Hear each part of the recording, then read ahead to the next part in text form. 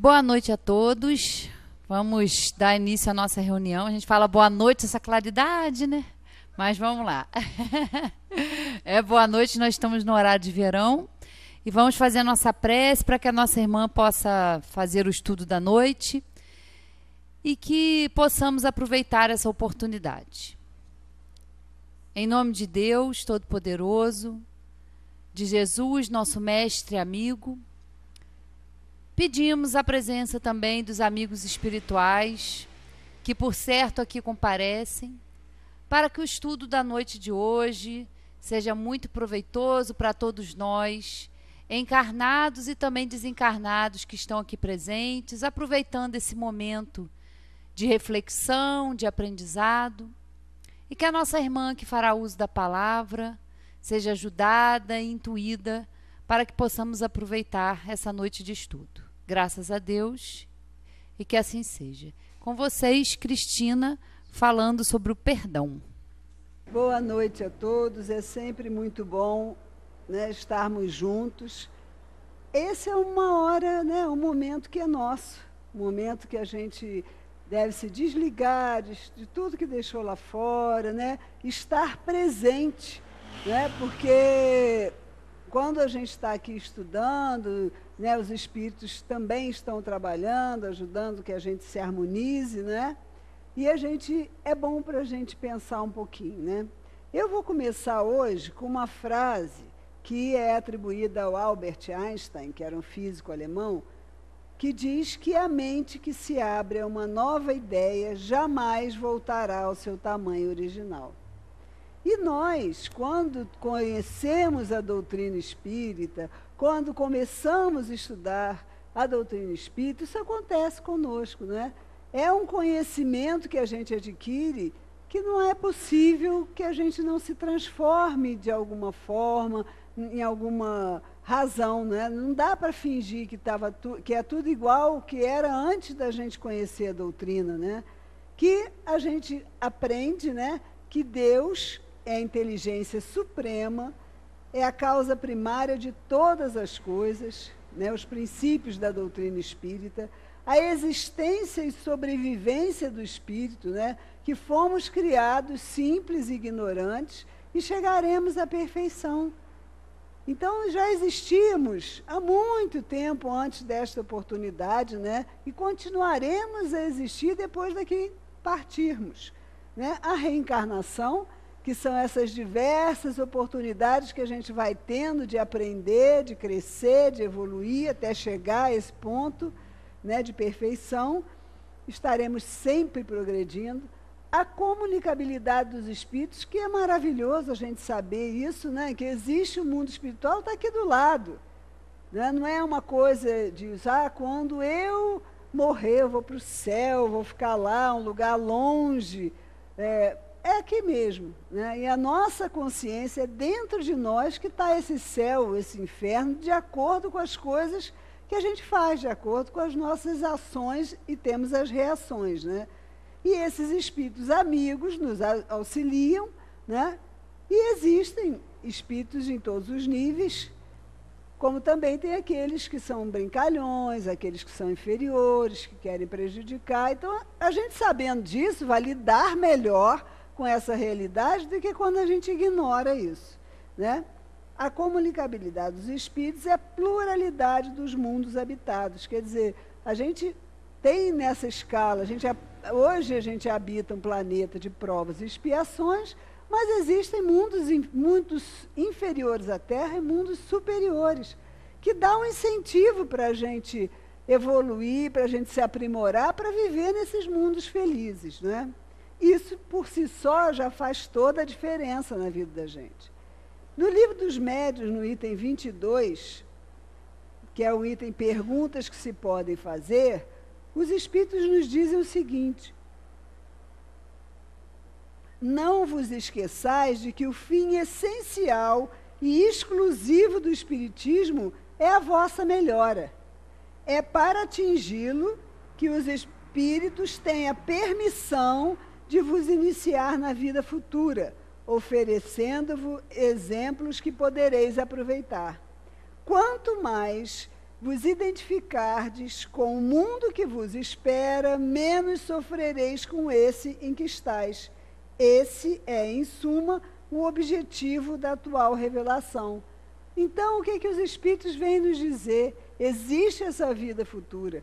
Quanto mais a gente se identifica com o objetivo, aonde a gente vai chegar, mais a gente se distancia daqui.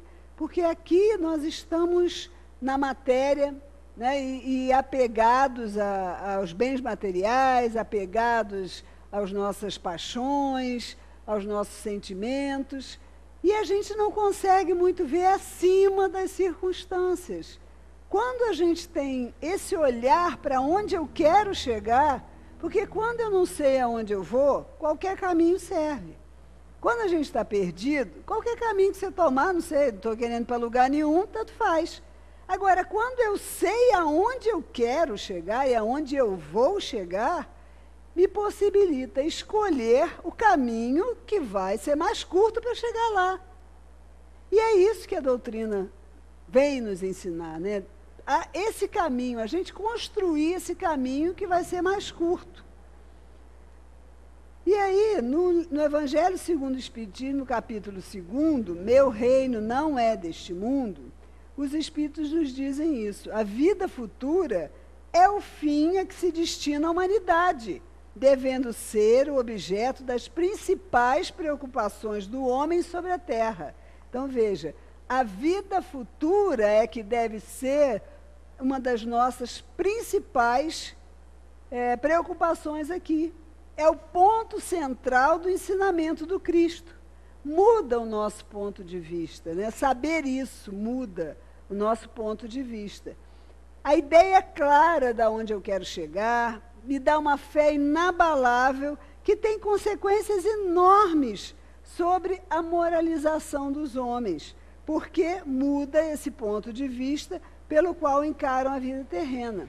A vida espiritual, ela é infinita. A vida terrena é uma passagem, é uma breve permanência. A gente aprende a encarar as dificuldades com mais leveza. Nós hoje precisamos exercitar a leveza. A gente leva tudo muito a ferro e a fogo. Precisamos ser mais leves, desprendidos.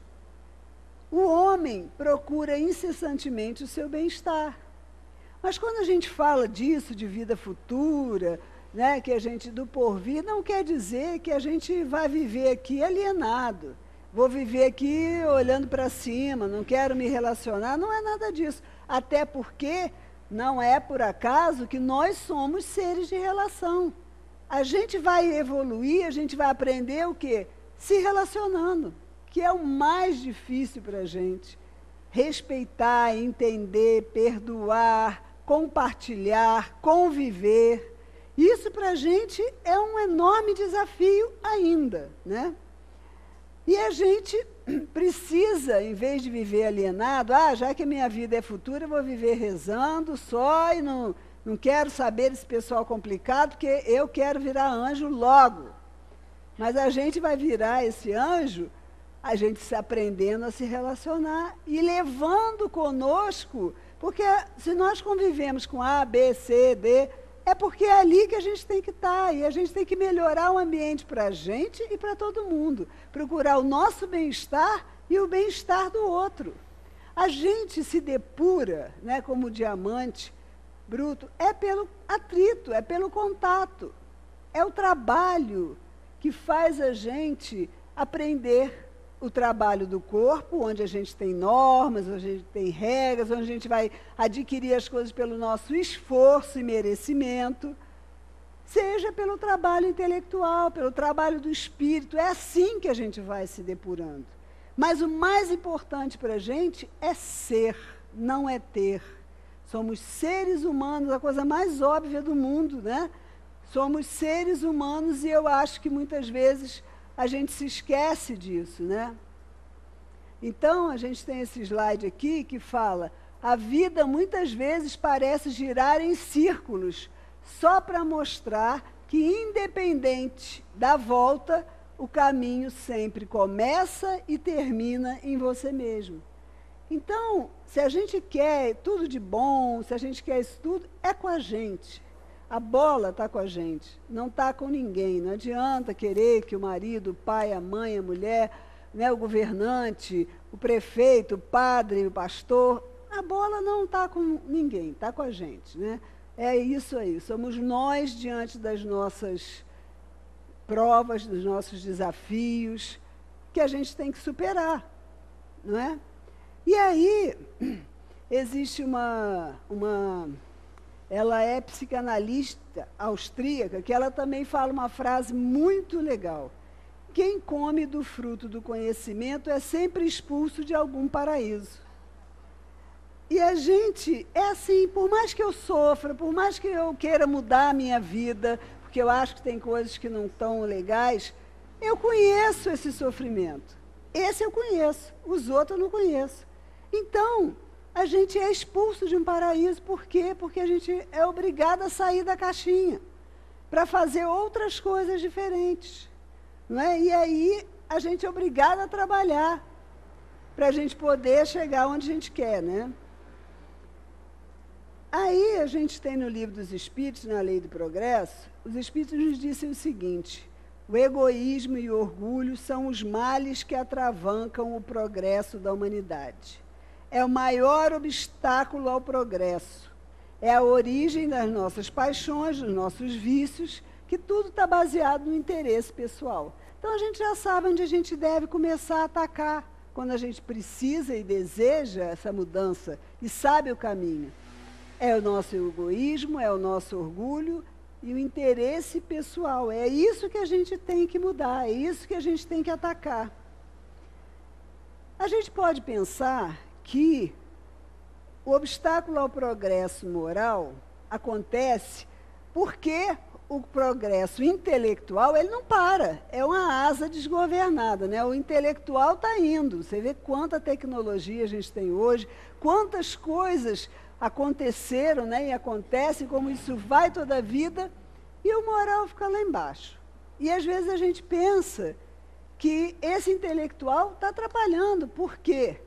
Porque o homem começa a ter mais ambição, quer mais, mas é tudo tão perfeito que essa ambição, esse amor à riqueza, incita o homem ao quê? A pesquisar mais, a querer se esclarecer mais, a encontrar outras formas que acaba beneficiando.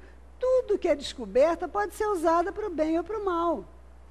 Na época que, o primeiro clone, né, que foi aquela ovelha, olha que horror, e parecia aquilo, o homem está brincando de ser Deus, que horror, o mundo vai acabar com isso. Não foi isso. Ajudou muitas... Então é uma invenção maravilhosa. Pode ser usada para o bem, pode ser usada para o mal, né? Agora, lá na China, né, aquele médico lá está interferindo no DNA ainda no ventre. Isso pode ser usado para o mal? Pode, mas pode ser usado para o bem? Pode. E a gente não pode se esquecer de quem está no controle de tudo. É Deus. É Ele que vai dizer para a gente, né? É Ele que vai conduzindo as coisas. Então, o que nos parece com a nossa visão bem pequenininha, que é um grande mal, pode ser um grande bem. Então, a gente tem que ter essa confiança, né, de que tudo que se relaciona no mundo moral, como no físico, e do mal pode sair o bem. E esse estado de coisas, como a gente tem a lei do progresso, essa coisa tão nebulosa, tão turbulenta que a gente vê, faz parte do contexto. É assim que a gente vai avançando. Isso é temporário, porque a vida espiritual é que é infinita. Esse tumulto, esse turbilhão que a gente vive aqui, ele é passageiro. A gente tem que ter a certeza disso e confiar que realmente Deus está no controle, para que a gente não se sinta como um barco à deriva, porque nós temos âncoras, a gente tem onde chegar, não é? E aí, vamos passar aqui para o próximo slide, que todo mundo quer ser feliz, não é? Eu quero ser feliz, e o que eu posso tomar? Decisões. É essa bola que está com a gente, né? Hoje em dia, todo mundo quer um remedinho, é para ficar feliz, é para um remedinho para ficar mais calmo. São as nossas mazelas que a gente quer controlar com comprimido. Não é por aí. É o espírito que tem que mudar. Sou eu que tenho que estar no controle da minha vida para que eu possa ser alegre, para que eu possa ser menos ansioso. Não vai ser um remedinho, uma química que vai fazer isso por mim. Porque se ele fizer, quando você tirar ele, vai ficar pior ainda. Porque você se enganou o tempo todo. Né? Então, o que a gente tem que tomar? Decisões. Isso vai fazer a gente sair do lugar, né? Se você quer mudar alguém, a melhor coisa que você pode fazer é mudar você mesmo. Porque quando você se modificar, o seu entorno se modifica também. As pessoas começam a perceber que você está diferente, que está agindo diferente. E também, se não perceber, não tem problema nenhum, mas você já subiu um degrauzinho, então é isso que está valendo, né? A gente precisa, né, espalhar é isso, o ser humano é isso, né? É se relacionar, é ajudar o outro. E esse tipo de alegria, de felicidade, de satisfação, quando você é útil, ela é incomparável. Comprar nada, ganhar nada material, te dá isso. Você ganhou um celular novo, está feliz da vida, uma semana você não está mais. Não dá para fazer estoque de satisfação e de prazer. Mas, quando a gente tem atitudes humanas, de solidariedade, você pode sentir que é bem aqui, né, no coração, no plexo solar, que você sente que você expandiu. É aí que a gente se conecta com esse lugar que a gente quer chegar e estar. Só que a gente tem flashes disso e volta à nossa realidade, porque a gente está apegado. Quanto mais a gente exercita, mais a gente consegue ficar lá. E a gente consegue ser útil para os outros, né? Aí a gente fica pensando nas pessoas complicadas que a gente conhece. Parece até fantasia isso, quando a gente pensa... Epa, peraí que eu pulei um aqui. Eu não estou enxergando a setinha. Cadê a setinha? Peraí, vamos ver se assim vai, que eu deu óculos, já foi. Ninguém está errado. Aos olhos do amor, todas as pessoas estão fazendo o melhor que elas podem, segundo seus níveis de consciência. Isso aí também é uma frase simples, mas que muda tudo. Por quê? Se a gente compreende que cada um, através das suas experiências, daquilo que aprendeu, dos seus traumas, dos seus medos, cada um enxerga a realidade de uma forma diferente. E cada um só age de acordo com o seu nível de consciência. Ele faz o melhor que pode. Se a gente começa a entender isso, a gente começa a respeitar o outro. Só outra experiência, só outro tipo de experiência vai fazer a pessoa mudar aquela crença que ela tem, que faz ela agir daquela forma.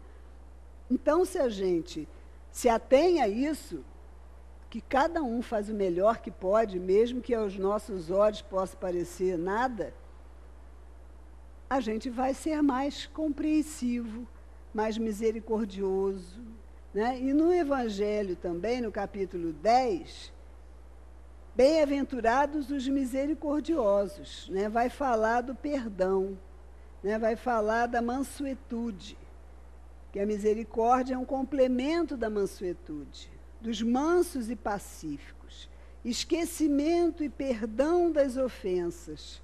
Olha que coisa bonita da gente ouvir. Mas a gente precisa aprender a fazer, muito mais do que ouvir. Porque todos nós temos alguém com quem nos ajustar, né? Muitos, poucos, mas temos. E tem duas maneiras da gente perdoar, né? Uma é uma maneira orgulhosa, onde você diz que perdoa, mas você quer humilhar o outro, você quer que a pessoa... você quer ver essa pessoa se dá mal. Essa é uma forma de perdoar que leva o ódio e o rancor e que denotam o quê? A inferioridade de quem está dizendo que está perdoando. Está impondo condições. Aí eu te perdoo, mas se você fizer isso, isso e aquilo, etc. O esquecimento é próprio das almas elevadas. É um perdão sem segundas intenções, que trata com delicadeza o amor próprio e a suscetibilidade do adversário. Numa discussão, numa contenda, aquele que se mostra mais conciliador, que revela mais desinteresse próprio, que se mostra mais conciliador na coisa, né? Tem maior caridade e verdadeira grandeza da alma, conquistará sempre a simpatia das pessoas imparciais. No capítulo 12, nós temos amai os vossos inimigos. Não significa, os espíritos esclarecem a gente, que não significa que se deve ter pelo inimigo a mesma ternura que a gente tem por um irmão, um amigo, porque a ternura significa, pressupõe confiança, e você não tem isso, né? E os espíritos também nos esclarecem que é até uma lei física, é uma assimilação e repulsão de fluido. Quando você está perto de alguém que você ama, os fluidos se atraem, e aquilo é agradável. Quando você está diante de alguém que não te agrada muito, a sensação é esquisita, né? Não dá para ser tão, né? Não dá, você não sente aquilo, os fluidos, tem uma repulsão de fluidos aí, né? Então não dá. Então amar os inimigos não é ter por eles uma afeição que não é natural. Contato com o inimigo faz bater o coração de maneira totalmente diversa. E eles nos dizem, é perdoá-los sem segunda intenção e incondicionalmente pelo mal que nos fizeram. É não opor obstáculos à reconciliação, é desejar-lhes o bem em vez do mal, é alegrar-se em lugar de aborrecer-se com o bem que os atinge. Porque muitas vezes, né, nós sabemos da lei de causa e efeito, alguém te faz alguma coisa e fala, não, eu perdoo, mas ele vai ter o troco. Se eu puder ver, melhor ainda. Então, você está impondo condições, né?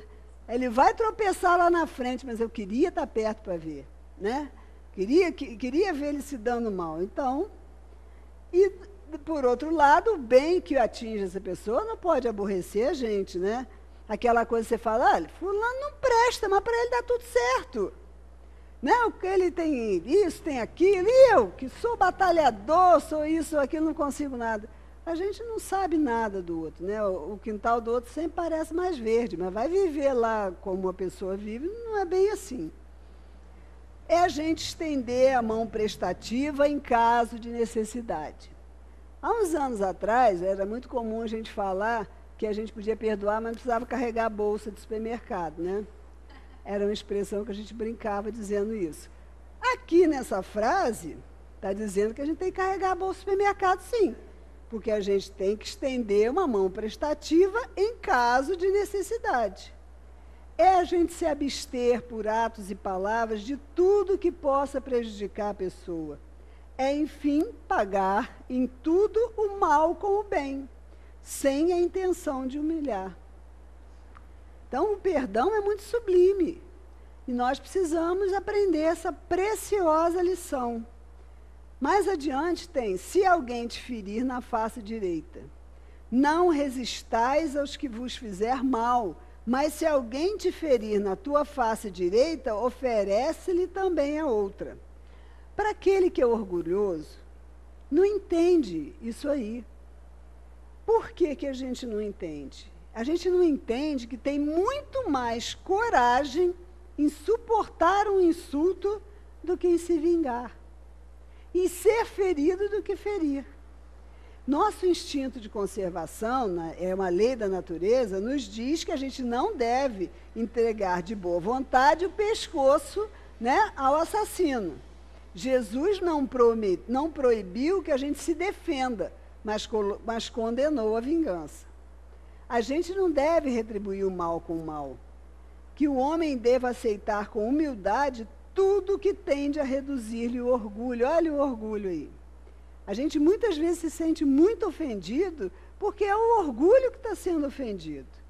E a gente tem que aprender que mais glorioso do que ser ferido que ferir. Suportar pacientemente uma injustiça que cometê-la. Que mais vale ser enganado do que enganar. Ser arruinado que arruinar os outros. Cadê a seta?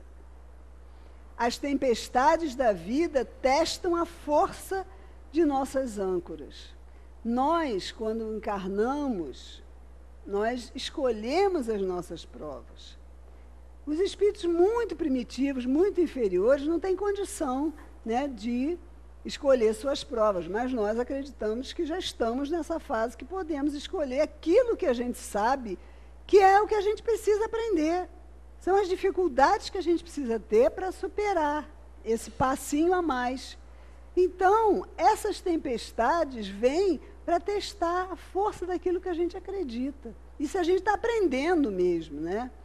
Então, quando a gente pede, por exemplo, paciência, quando a gente sabe que precisa ser mais paciente, você acha que só vai vir aparecer situações calmas na nossa vida, tudo tranquilo? Não!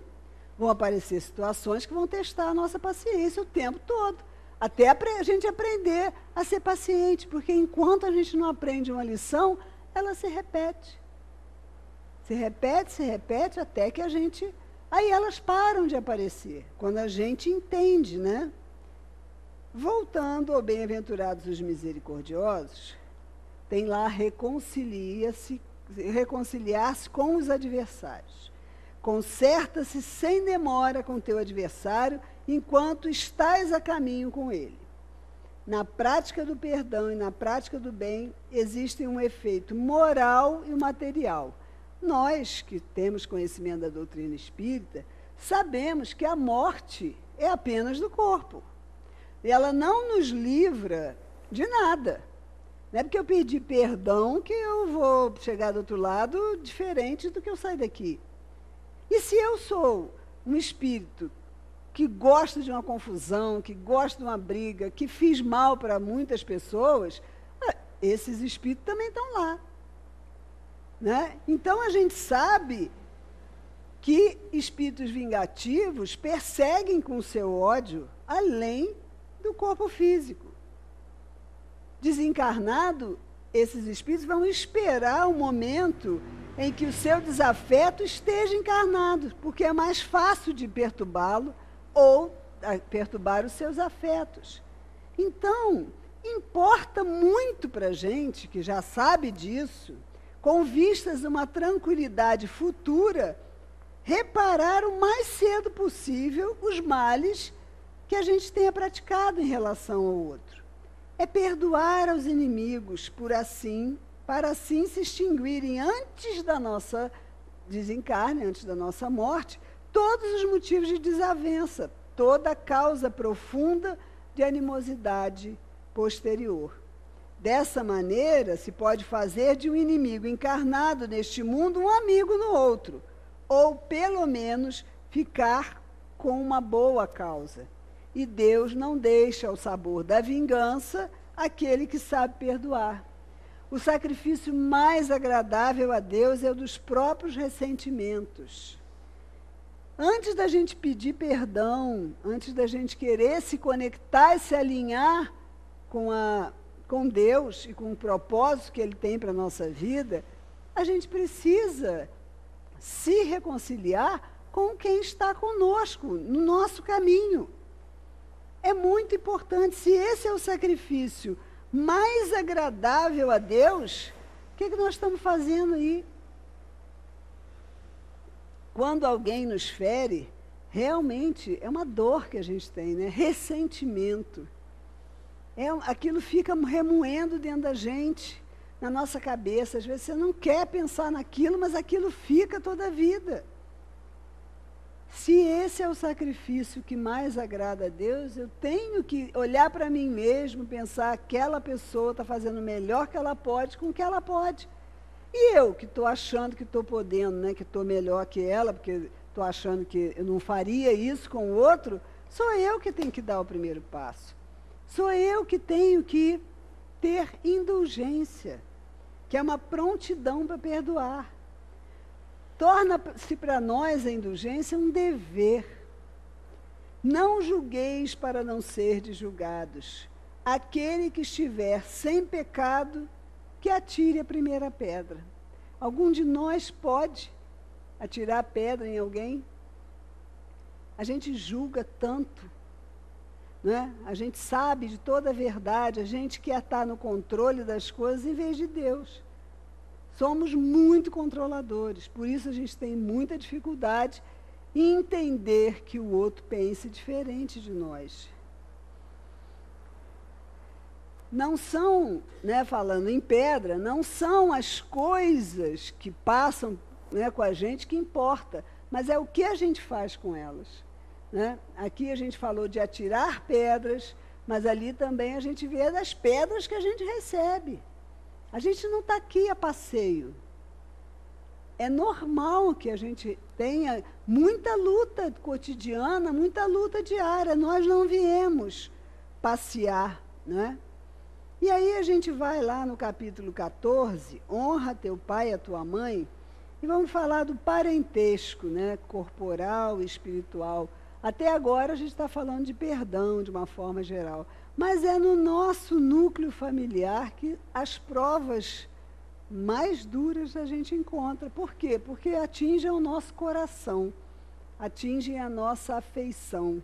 Né? Os espíritos nos dizem que os laços de sangue não estabelecem necessariamente os laços espirituais. O corpo vem do corpo, mas o espírito existia muito antes daquele corpo. Né? O pai não gera o espírito do filho, só lhe fornece o envoltório corporal, mas deve ajudar no desenvolvimento intelectual e moral para o fazer progredir.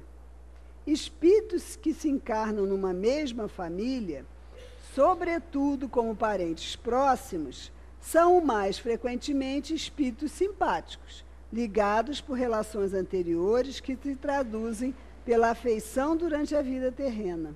Mas podem ser estranhos uns para os outros ou separados por antipatias igualmente anteriores, que se traduzem também por seu antagonismo na Terra, a fim de lhes servir de prova.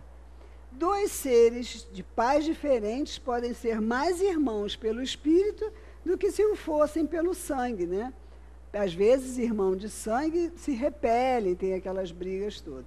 E a gente há que considerar como essas famílias, né, a família, esses parentes mais próximos, aqueles que chegam depois. Né? Podem ser filhos adotivos, é genro, é nora, é sogro, é sogra. Né? Aquilo, ninguém vai fazer parte desse núcleo por acaso. Né? A gente vem junto para resgatar, a gente vem junto para se apoiar. E é por isso que é tão difícil. Porque dentro do nosso núcleo ali, é onde o verniz social a gente tem menos, né? Porque é a nossa casa. Quando você chega em casa, é o seu lar. Ali você se despoja de algumas coisas que na sociedade você ainda acha que tem obrigação de manter uma pose, né? Para ficar bem. Mas dentro da casa, não. E aí é ali que surgem as coisas mais dolorosas, das nossas provas mais... Mas a gente tem que ver o seguinte, que os laços espirituais são duradouros, fortificam-se pela purificação e se perpetuam no mundo dos espíritos. Os corporais são frágeis como a própria matéria, eles se extinguem. Então é esse o nosso grande desafio, né? Essa época do ano, Natal, onde se reúnem as famílias, às vezes com parentes que você não vê há um tempo, né? Filho que mora fora e tal, é uma festa problemática, não é? Você fica louco para ver aquelas pessoas. 5 minutos depois, você já está achando que a família é melhor no porta-retrato. Podia voltar todo mundo para onde estava. E aí, as discussões, as desavenças são por coisas pequenininhas, não é por grandes coisas, não. Né? É porque um quer de um jeito, outro quer do outro, o outro pediu para o outro fazer um negócio, ele não fez. outro se acha explorado, que está lá na cozinha, lavando, e os outros só conversando. Enfim, os motivos são os mais, né, folgado, chega, só senta, come, bebe, e quem ralou aí o dia inteiro? Então as pessoas se ofendem. É aí que a gente vê como a gente é inferior. E vemos que nós vivemos realmente num planeta de provas e expiações, né, no planeta inferior. Você vê que hoje, em 10 de dezembro se comemorou 70 anos da Declaração Universal dos Direitos Humanos. Foi necessário, há 70 anos atrás, os chefes das nações se unirem para botar num papel o que é direito do ser humano e que 70 anos depois não é cumprido. Né? Porque 70 anos na espiritualidade não é nada. Mas, enfim, e a gente, nesse nosso núcleo, a gente pensa muito nos nossos direitos, né? E pouco nos nossos deveres. Nós temos deveres. Se sobrou para a gente, né, determinado parente para cuidar, não sei o quê, é porque é para ser para a gente, não é para ser para o outro. Né? Se um é sobrecarregado, o outro não é. Bom, enfim, tem N situações que acontecem dentro desse núcleo aí. Né? Uns filhos nem ligam para a mãe, né? Nem ligam para o pai, outros são apegados, aí ficam com raiva dos outros. Enfim, tudo isso acontece. Mas porque é para a gente, não é para o outro. Né? Se fosse para o outro, não batia na nossa porta. Mas o importante, gente, é parar e deixar de ser dominado pela emoção, porque essas emoções que a gente tem no planeta inferior ainda são inferiores. Que é de raiva, que é de ressentimento, que é de indignação, de vítima. A gente se faz muito de vítima das circunstâncias. Isso aí não é para a gente. A gente tem que parar e pensar, o que eu tenho que aprender com isso? Pô, vou me esforçar, porque na próxima ou nessa mesma, eu quero essa lição sumida da minha frente. Porque se hoje eu sofro com um filho, daqui a pouco eu vou sofrer com um neto, vou sofrer com um cunhado. Se eu não aprender, isso vai acontecer comigo outras vezes, com outras pessoas. Às vezes a pessoa que nem nunca me conheceu. A gente não sabe se posicionar. E aí a gente vai engolindo aquele monte de sapo, e ficando magoado, como se você não pudesse dizer ao outro que aquilo te fere. Como se você não pudesse mudar de atitude. Porque ser bom não é ser saco de pancada, nem tapete de ninguém. Onde está escrito que ser bom é ser aquele que o pessoal faz do que quer da gente? Que você não vai falar, que você não vai dizer não. Não é uma palavra mágica. E a gente tem uma dificuldade imensa de dizer não. Mas porque no fundo de cada ser humano, a gente quer ser amado. Esse amor é o sentimento universal. É o sentimento que rege e sustenta o mundo.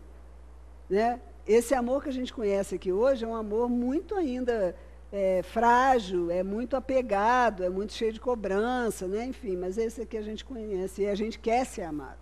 E aí a gente acha que se eu disser, não, eu não quero fazer isso, pronto, não vão me amar mais. Então eu preciso ficar quieto, ficar morto de raiva por dentro, com a tromba deste tamanho, que até parece que ninguém vai perceber, mas eu não vou falar nada, porque eu quero ser bom. Ser bom não é isso não, gente. Estamos enganados se achamos que ser bom é isso.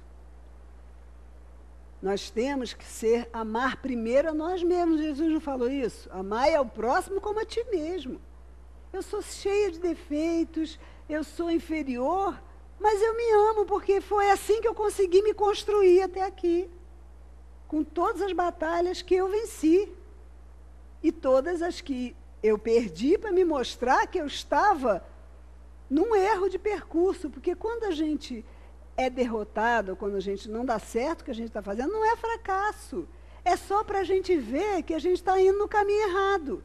No início nós não falamos que se a gente sabe onde a gente quer chegar, a gente vai pegar o caminho melhor?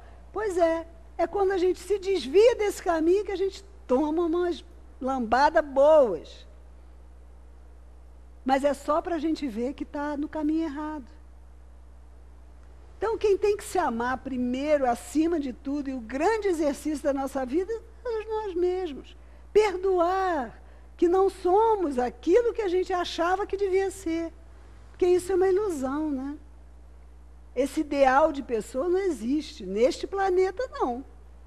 Então, eu cheguei até aqui, eu sou sobrevivente. E sou o eterno aprendiz. Olha que coisa bonita e coisa boa. Eu sou uma eterna aprendiz. Então, eu mereço respeito. E aí, quando eu aprendo a dizer não com o coração, eu não fico com raiva, eu não fico com tromba.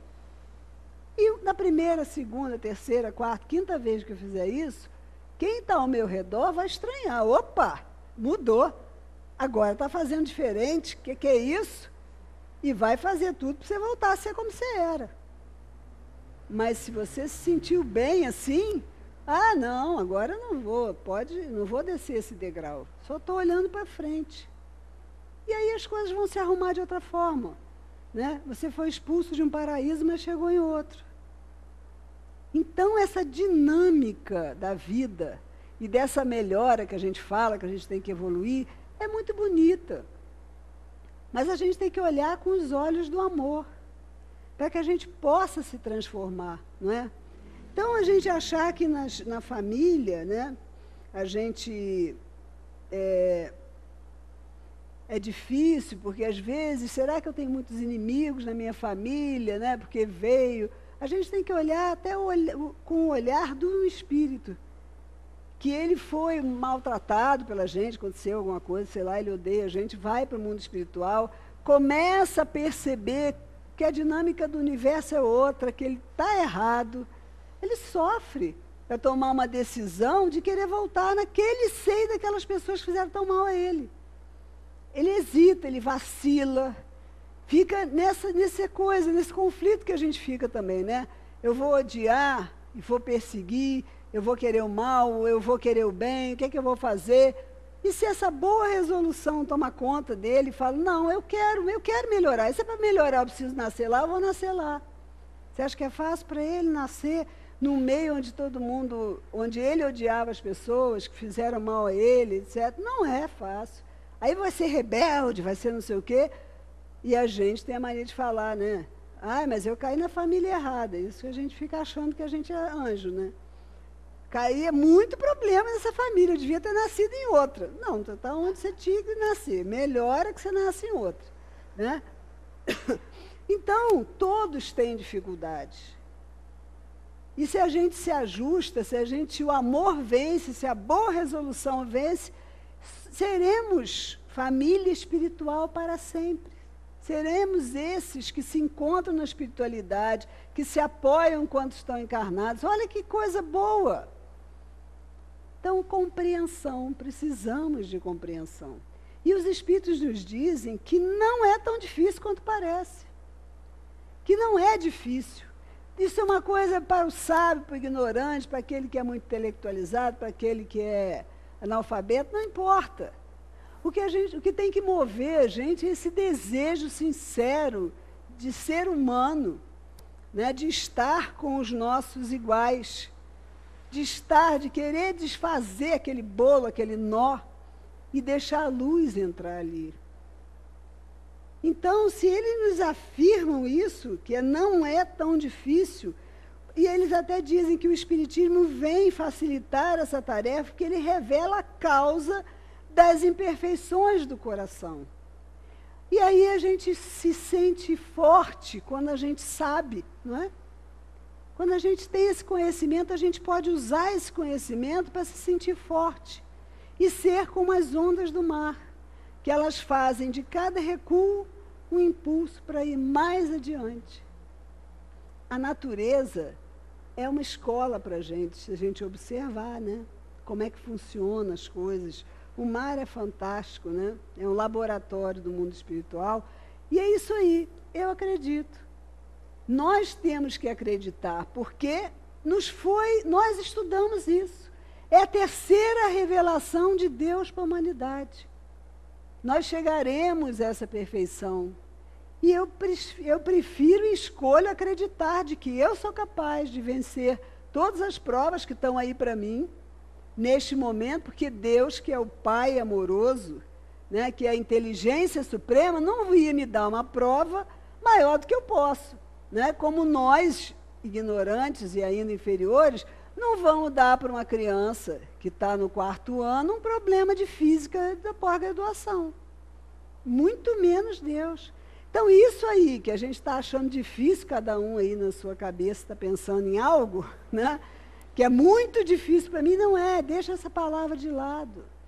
Eu acredito e eu tenho todos os recursos dentro de mim para resolver essa situação, porque a consciência de Deus está dentro de cada um de nós. Quando a gente faz certo, ilumina. Quando a gente faz errado, dói. Esse é o maior termômetro que a gente tem de como a gente está indo. Então, nessa época natalina, né, onde existe sim um forte apelo de comércio, mas também existe essa puxada do ser humano para que ele é humano, né? Que ele precisa ajudar o outro, aí tem um monte de campanhas que surgem, as pessoas se abraçam, né? Você fica mais sensível. Então, que a gente aproveite, né, este momento de chacoalhada, tanto porque a gente tem dificuldade, quanto para isso de que a gente é possível, e que a gente faça diferente. E aí eu vou finalizar. Bom, deixa eu botar outro slide antes. Dedique um tempo precioso para organizar a sua cabeça, rever seus conceitos, aprimorar suas leituras, né? Porque o conhecimento abre também a nossa cabeça, o nosso coração, aprimorar suas leituras e conhecimento e cuidar do seu interior. Esse será o tempo mais bem aplicado da sua vida. E é esse o convite que eu acho que a gente deve levar para casa hoje. Sejamos mais e mais mensageiros da paz. Um Feliz Natal para todos, né, que a gente continue firme na nossa luta aí. Obrigada.